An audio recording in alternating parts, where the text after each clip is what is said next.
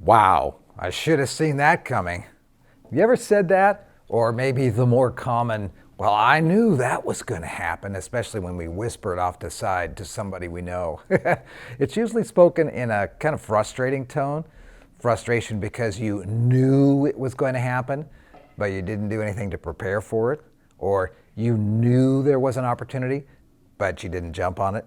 You knew the idea was good, but you just sat back. Or maybe you knew there was a problem coming, but you didn't do anything to prepare for it. I knew it. So many times we have said that and we've heard other people say it. Well, whenever I hear someone say, I knew it, I usually say out loud or in under my breath maybe, really?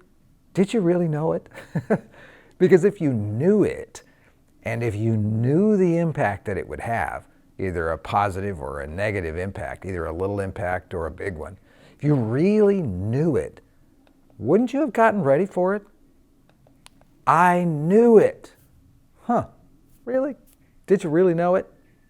Well, age-old wisdom suggests that we don't know something unless and until we act on it.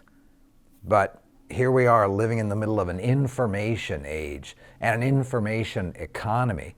And we have kind of come to confuse knowing about something, information, with actually knowing it. I know Mike Rowe. Well, I've met him and I've had an interesting conversation with him. I know about Mike Rowe, but let's be honest, I don't know Mike Rowe. Knowing about something is not the same thing as knowing it. So maybe you didn't really know that thing would happen. Maybe you thought it might happen. You thought there was a possibility that it or something like it would happen. And what you thought might happen was compelling and captivating. It maybe was even highly likely, but then you got busy, you got distracted, you got tired, and you didn't get ready. There's so much to think about right now that it's really easy to forget to think about what might happen or what you might be able to make happen, to think, in short, about the future. I'm not talking about worrying about the future. What I'm talking about here is thinking about the future. And not only thinking about the future, but positioning yourself for it, planning for it. At least planning in a way that's flexible and curious and humble. So how do you think about the future, whether it's next week or next year or further out in time than that? If you're like most of the people who join me here in this Hilt Academy video, you're probably a leader or a manager or a supervisor, someone who has influence with other people. And as a leader, how does the way you think about the future work for you? How does it work itself out in your life and in your team and in your enterprise and in your family?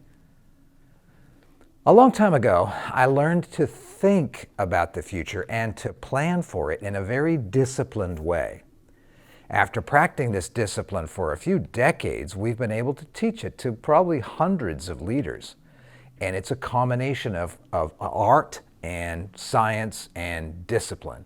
It's a creative way of thinking. Here's how we like to think about and plan for tomorrow. First of all, start with knowing where you want to go. What direction are you heading? What's your vision? The more vivid that vision or that dream is, the better it will be. Get crystal clear about that, or as clear as you can be at any given time.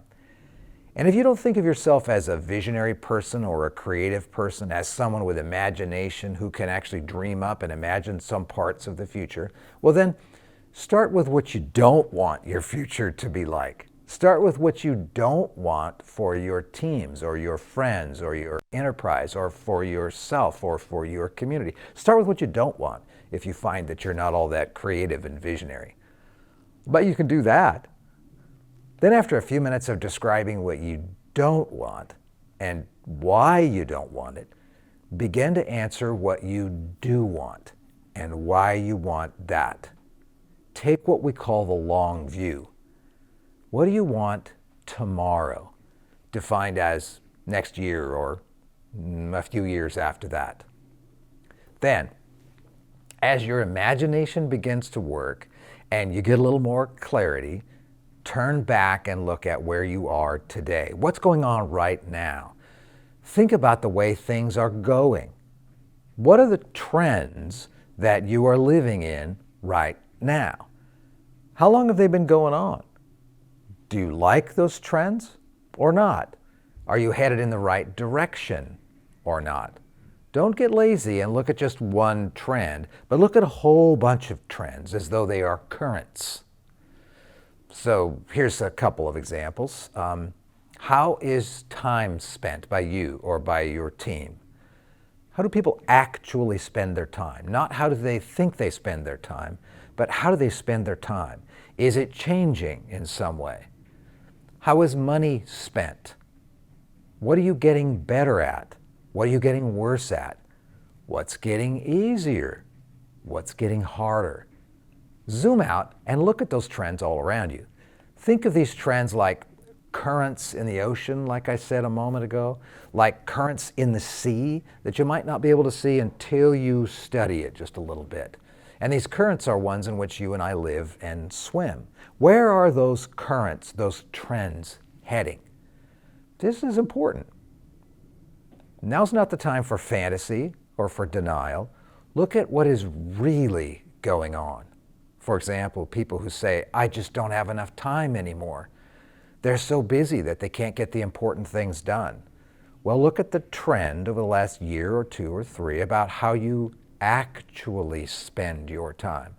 What's increasing? What's decreasing? Look in this case at what is really going on. Don't go by feel. This takes a dose of courage, a little bit of grit. You want to look away. You'll want to distract yourself from what you actually discover.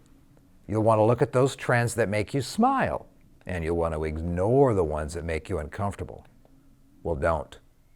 Look at them all.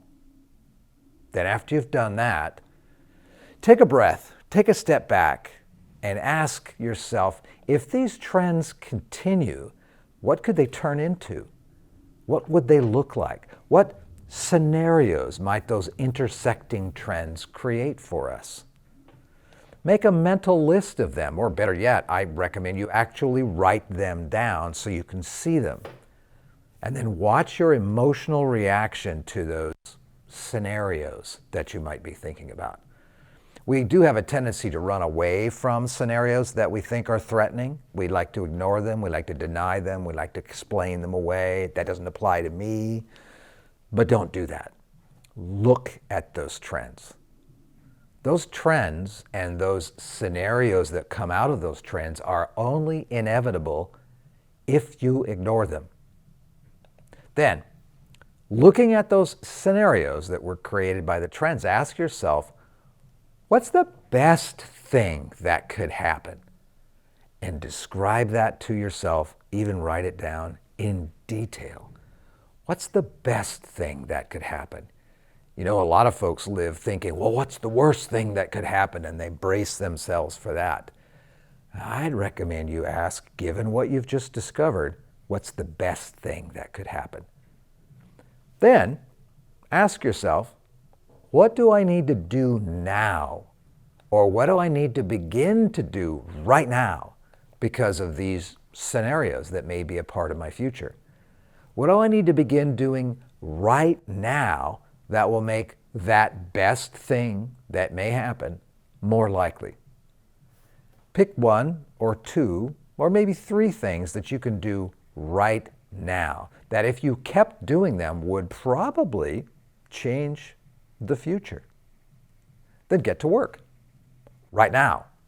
Today. Not tomorrow, not next week. Now. You'll be surprised again and again at how your effort will change your future. This is what I call practicing the art of the long view. Where do I want to be? What's really going on right now in the context of trends? If this continues, where are these trends likely to end up?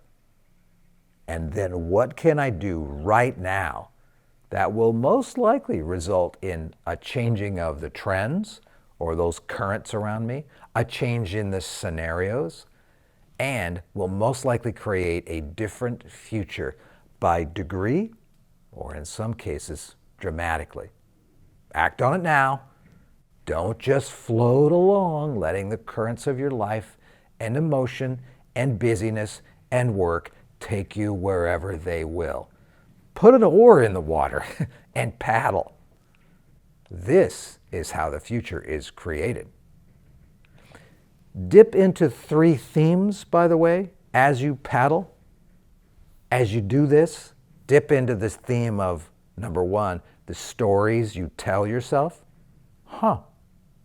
Number 2, the habits and disciplines that make up your daily and weekly life.